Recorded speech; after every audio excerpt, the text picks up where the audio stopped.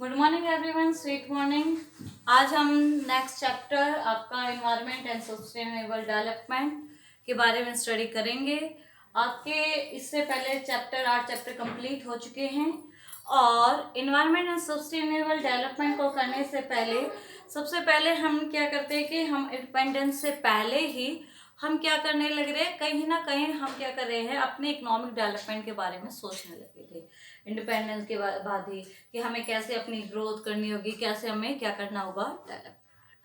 लेकिन हमारी कंट्री ने डेवलपमेंट तो की इकोनॉमिक एरिया में, इतनी नहीं की लेकिन थोड़ी बहुत तो करी है बेटा। लेकिन उसके कारण कहीं ना कहीं सीधा इफेक्ट इस पे पड़ा हमारे इन्वायरमेंट का, हमारे इन्वायरमेंट की क्वालिटी ऑफ लाइफ, जो जिसके कारण क्या हो गई, डिग्रेड हो गई। तो चलिए आज हम स्टार्ट करते हैं chapter what do mean by environment. उसके बाद फंक्शन ऑफ इन्वायरमेंट टॉपिक को carrying capacity. First one is your meaning of environment. Environment क्या होता है? जो भी आपके सम टोटल ऑफ सराउंडिंग, यानी आपके चारों तरफ जो होता है, या फिर आपके टोटलिटी ऑफ रिसोर्सेज जो आपकी एग्जिस्टेंस को क्या करते हैं, इफेक्ट डालते हैं क्वालिटी ऑफ लाइफ। यानी क्या हुआ, आपके चारों तरफ जो भी है, sum total of surrounding, totality of sources and effect over existence and quality of life. आप किस तरह की लाइफ को क्या कर रहे हो, स्पेंड कर रहे हो। इसके अंदर बेसिकली क्या होते हैं, 2 टाइप्स होते हैं आपके एलिमेंट इंक्लूड होते हैं, एक बायोटिक होते हैं, एक एबायोटिक। बायोटिक मतलब जितने भी लिविंग थिंग्स हैं, जैसे कि आपके ट्रीज है, प्लांट्स हैं, एनिमल्स है, ये सारे के सारे क्या होते हैं आपके, या फिर ह्यूमन बींग्स है, ये सारे के सारे किसके अंदर आते हैं, आपके बायोटिक। बायोटिक या फिजिकल, इसके अंदर क्या आते हैं, नॉन लिविंग थिंग्स आती हैं, जैसे कि आपकी एयर है या वाटर है, नेचुरल में फॉरेस्ट है, ये सारे के सारे क्या आती है, आपकी आइबायोटिक एनिमल एलिमेंट्स होते हैं, जो कहीं ना कहीं हमें क्या मिलती है, free of gift natural resources. अब हम स्टडी करते हैं फंक्शन ऑफ एनवायरनमेंट। एनवायरनमेंट की क्या क्या फंक्शन है, क्या क्या कार्य कर रहा है। प्रोवाइड रिसोर्सेज फॉर प्रोडक्शन, कहीं ना कहीं हमें रिसोर्सेज प्रोवाइड करता है, किसके लिए, प्रोडक्शन के लिए, हम चीज़ों को प्रोड्यूस करते हैं। आपके बेसिकली 2 टाइप ऑफ रिसोर्सेज होते हैं। First one is your renewable sources and second one is your non renewable sources. Renewable क्या होता है, जो हमें क्या हो जाते हैं, रिन्यू हो जाते हैं, यानी दोबारा से हम जनरेट कर सकते हैं। जैसे कि हमें जो रिन्यूएबल में है सोलर एनर्जी, जो हमें सन से मिलती है। तो इसी तरह से आपको हाइड्रो इलेक्ट्रिसिटी जो वाटर से जनरेट होती है।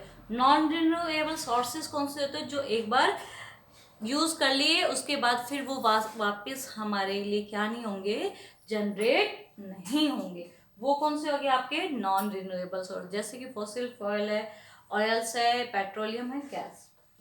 इन्वायरमेंट एसिमुलेट वेस्ट, जितना भी वेस्ट हम जनरेट करते हैं उस सारे के सारे वेस्ट को क्या कर लेता है, इन्वायरमेंट अपने अंदर ऑब्जर्व कर लेता है।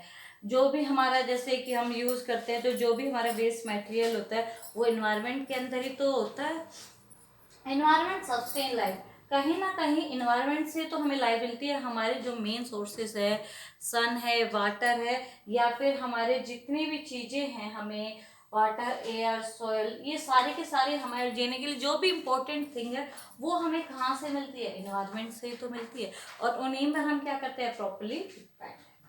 प्रोवाइड एसेंटिक सर्विस, उसके अलावा क्या करता है, हमें एसेंटिक सर्विस प्रोवाइड करते हैं, जितने भी हम स्टेशन है या हमारी क्वालिटी ऑफ सर्विस है। हम जैसे कि कई बार क्या होता है, अपनी डेली लाइफ में बोर हो जाते हैं, तो फिर हम क्या सोचते हैं कि चलो हम बाहर घूमने के लिए चलते हैं। तो हमारे यहाँ पे क्या है, डिवर्सिटी ऑफ, हर एक चीज़ में डिवर्सिटी है ना इंडिया के अंदर। तो इस तरीके से बेस्ट एसेंटिक सर्विस हमें मिलती है। अब उसके बाद next topic is your carrying capacity. Important topic है कैरिंग एंड एनवायरमेंट क्राइसिस, दोनों ही इंपॉर्टेंट है। कैरिंग कैपेसिटी के अंदर बेसिकली क्या होता है कि जो हमारा क्या है, रिसोर्सेज है, वो क्या हो रहे हैं, एक्सटेंशन हो रहे हैं, वो कहीं ना कहीं ज़्यादा है किसके कंपैरिजन में, रिसोर्सेज जो क्या हो रहे हैं, जनरेट हो रहे हैं। Resources extension are greater than resources generate, यानी हम रिसोर्सेज जैसे कि हम कॉल्स है वो ज़्यादा निकाल रहे हैं, लेकिन जो जनरेट हो रही है वो कम हो रही है। Same as it is oil है, पेट्रोल हमारे इंडिया के अंदर पाया जाता है, नंबर ऑफ अमाउंट में हम ज़्यादा निकाल रहे हैं, लेकिन उसी अमाउंट में जो पेट्रोलियम जनरेट है वो इतना नहीं हो रहा है। Same as it is. अगला क्या है, जनरेशन ऑफ वेस्ट। हमारी जो जनरेशन है वेस्ट बहुत ज्यादा कर रही है कंपैरिजन टू रिक्रिएट। जो चीजें हमारी क्रिएट होनी चाहिए, ऑब्जर्वेंट कैपेसिटी है, वेस्टेज ज्यादा है, और जो एनवायरनमेंट की ऑब्जर्व कैपेसिटी है वो उसके कंपैरिजन में क्या है, कम है। तो ये दोनों चीज आ रही है आपकी कैरिंग कैपेसिटी के अंदर। First one is resource extensor, जो कहीं ना कहीं आपके क्या है, ज्यादा है किसके कंपैरिजन में, रिसोर्स जनरेशन के। सेकंड वन आपका क्या करने लग रही है, जो वेस्टेज है, जनरेशन ऑफ वेस्ट, वो कहीं ना कहीं ज्यादा है किसके कंपैरिजन में, जो इन्वायरमेंट की ऑब्जर्व कैपेसिटी की। Reason for environment crisis. अब हम स्टडी कर रहे हैं कौन कौन से रीजन है किसके, हमारे इन्वायरमेंट के क्राइसिस के। First one is population explosion. हमारे क्या होने लग रहा है, डे बाय डे हम क्या करने लग रहे हैं, इन्वायरमेंट के अंदर क्राइसिस या प्रॉब्लम किस लिए आ रही है, हमारा क्या हो रहा है, हमारी जो पॉपुलेशन लगातार इंक्रीज हो रही है। पॉपुलेशन इंक्रीज हो रही है तो साथ साथ इंडस्ट्री क्या हो रही है, नंबर ऑफ अमाउंट में इंडस्ट्री भी क्या हो रही है आपकी, बढ़ रही है। तो जब जितनी ज्यादा इंडस्ट्री बढ़ रही है, पॉपुलेशन बढ़ रही है, तो हम क्या करने लग रहे हैं, डिफोरेस्टेशन करने लग रहे हैं, डिग्रेडेशन होने लग रहा है।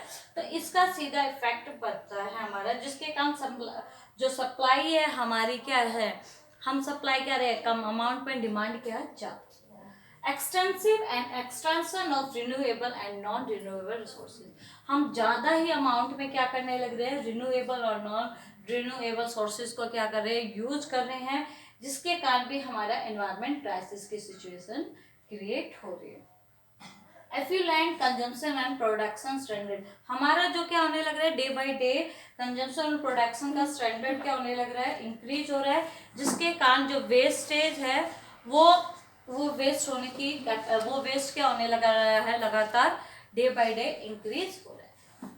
Fourth one is your air. देखिए जितने भी पॉल्यूशन है, अब कोविड-19 है जिसके कारण स्टे होम सेफ होम के कारण शायद उन्हें अपने घर में, तो आपने देखा होगा न्यूज चैनल के अंदर भी दिखाया जाने लग रहा है कि हमारी जो नदी, गंगा नदी है, यमुना नदी, जिसको हम काफी दिनों से ये अभियान चला रहे थे, साफ रहेंगी, साफ करो स्वच्छ गंगा, तो वो अब क्या होने लगा, स्टे होम सेफ होने के कारण वहां का पानी इतना साफ हो गया कि अब वहां पर कोई पॉल्यूशन नहीं है, ना ही कोई एयर पॉल्यूशन है, ना ही कोई वाटर पॉल्यूशन है। तो हम क्या करने लग रहे हैं, अपनी डेवलपमेंट करने के लिए लगातार एयर और वाटर पॉल्यूशन को इंक्रीज हमारा होने लग रहा है, जिसके कारण एनवायरमेंट क्राइसिस की सिचुएशन क्रिएट हो रही है। ग्लोबल वार्मिंग एंड जो आपकी ओजोन डिप्लीशन भी, ग्लोबल वार्मिंग क्या होने लग रहा है, लगातार टेम्परेचर इंक्रीज हो रहा है, और उसके साथ साथ हमारा ओजोन डिप्लीशन के कारण जो हमारी गवर्नमेंट्स है सभी देशों की, अलग अलग कंट्री की,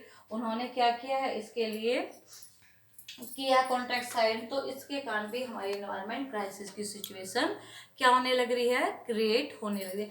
इसके अलावा एक टॉपिक है आपका अपॉर्चुनिटी कॉस्ट, जो आपने कहीं ना कहीं स्टडी किया था, अपॉर्चुनिटी कॉस्ट क्लास 11 के अंदर, जिसके अंदर क्या था, नेक्स्ट बेस्ट अल्टरनेटिव फॉर कौन। तो इसके अंदर नेक्स्ट बेस्ट अल्टरनेटिव फॉर, जैसे कि एक फार्मर है, उसके पास 1 हेक्टेयर लैंड है, तो वो उसके पास टू अपॉर्चुनिटी, टू टाइप्स की क्रॉप्स का प्रोडक्शन कर सकता है, या तो व्हीट या राइस। तो वो एक चीज का प्रोडक्शन करता है, दूसरी चीज को फोरगोन कर देता है। तो जो उसे, जैसे कि उसने व्हीट का प्रोडक्शन कर दिया, तो राइस को क्या कर दिया, फोरगोन कर दिया। लेकिन आज एनवायरमेंट क्राइसिस की सिचुएशन के कारण जो अपॉर्चुनिटी कॉस्ट है उस पर भी नेगेटिव इम्पैक्ट पड़ रहा है। आगे हम स्टडी करेंगे सप्लाई एंड डिमांड ऑफ इनॉल। अब हम टॉपिक स्टार्ट कर रहे हैं reversal of supply and demand relationship. देखिए भाई क्या है, सप्लाई और डिमांड का एनवायरनमेंट के साथ कैसा रिलेशनशिप है।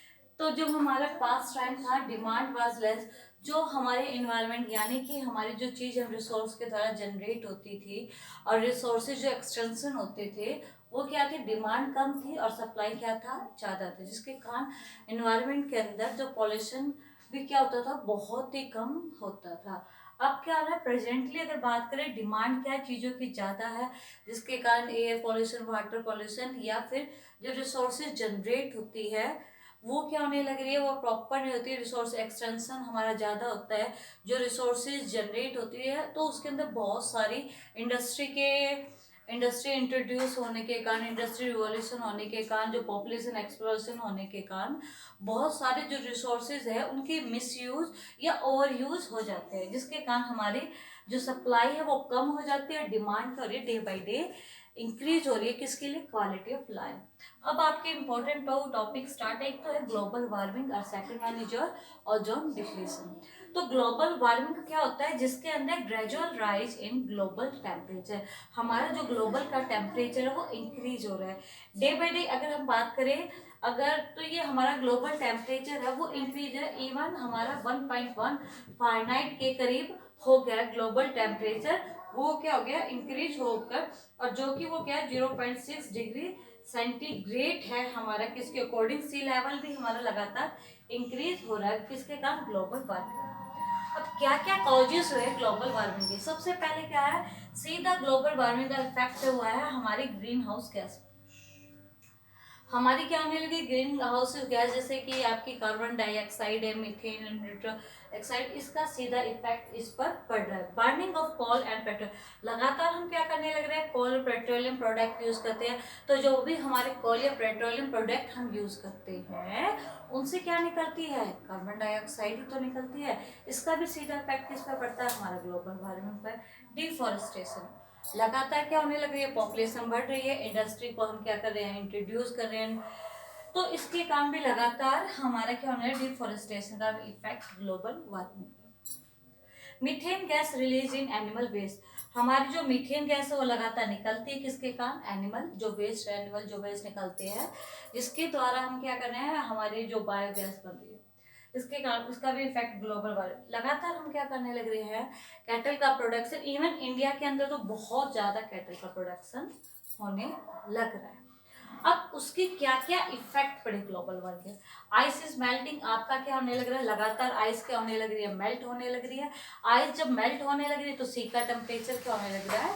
काफी ज्यादा इंक्रीज हो गया। स्टॉर्म्स आर बिकम स्ट्रॉन्ग, जो स्टॉर्म है हमारे क्या होने लग रहे हैं? वो लगातार इतने भयंकर होने लग रहे हैं, जिसका सीधा इफेक्ट कर रहा है जितने भी लिविंग ऑर्गेनिज्म है उस पर भी इफेक्ट पड़ता है, जिसके कारण कई बार हरिकेन्स और ये स्टॉर्म्स है बहुत ज्यादा हैवी हो जाते हैं। इंक्रीज ट्रॉपिकल डिसीजेज, लगातार जो ट्रॉपिकल डिसीजेज है जैसे कि आपकी क्या है? चिकनगुनिया है, मलेरिया है, ये लगातार बीमारियां लगातार बढ़ रही है। स्पाइसीज एंजर, बहुत सारे हमारे एनिमल्स है वो लगातार उनकी जो जाति है वो लुप्त होते जा रही है, खत्म होती जाने लगी है। ये था हमारा ग्लोबल वार्मिंग का इफेक्ट। अब हम स्टडी करेंगे ओजोन डिप्लीशन। ओजोन डिप्लीशन का मतलब क्या है? A reduction in protective layer in atmosphere, reduction हो रही है हमारी जो प्रोटेक्टिव लेयर है एटमॉस्फेयर से, तो वो होता है हमारा ओजोन डिप्लीशन। तो इसके अंदर क्या कॉजेस है, हम क्या किस लिए ये होने लग रहा है? तो ये बेसिकली इसके अंदर क्या होने लग रहा है? हम क्या कर रहे हैं? कहीं ना कहीं जो क्लोरीन और ब्रोमीन कंपोनेंट है लगातार यूज कर रहे हैं, इनकी लगातार यूज होने के कारण हमारी ओजोन वो क्या हो रही है? ओजोन जो लेयर है वो डिप्लीट हो रही है। लगातार जो CFC है, क्लोरोफ्लोरोकार्बन के कंपोनेंट है, जो हम किसके अंदर यूज करते हैं? बेसिकली फ्रिज और AC के अंदर यूज कर रहे हैं, वो इसके कारण भी हमारा ओजोन डिप्लीट हो रही है। एरोसोल प्रोपेलेंट है जो हम फायर एग्जिस्टर में यूज करते हैं, उसके कारण भी ओजोन हमारी डिप्लीशन हो रही है। अब क्या क्या इफेक्ट पड़े हैं? इफेक्ट फर्स्ट वन क्या है? हम क्या करने लग रहे हैं? जो अल्ट्रावायलेट जो रेडिएशन है वो लगातार इंक्रीज हो रही है, उसके इंक्रीज होने के कारण कहीं ना कहीं क्या होने लगा? बहुत ज्यादा लोगों को स्किन कैंसर की प्रॉब्लम होने लग रही है।